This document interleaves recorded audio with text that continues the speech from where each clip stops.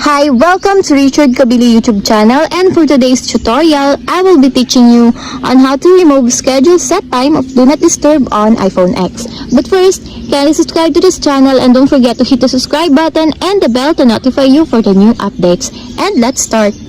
Using your iPhone X from your home screen, first go to Settings. Then in the Settings, scroll down and click the Focus. Then in the Focus, choose the Do Not Disturb. Then in the Do Not Disturb, scroll down and choose the schedule that you want to remove. For example, this one. And then if you want to remove this schedule, just click Delete Automation. And then a pop-up will appear.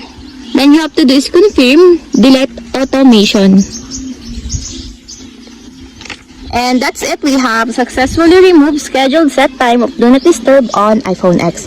If you have a question, kindly comment down below and don't forget to hit the subscribe button and the bell to notify you for the new updates. And thank you for watching!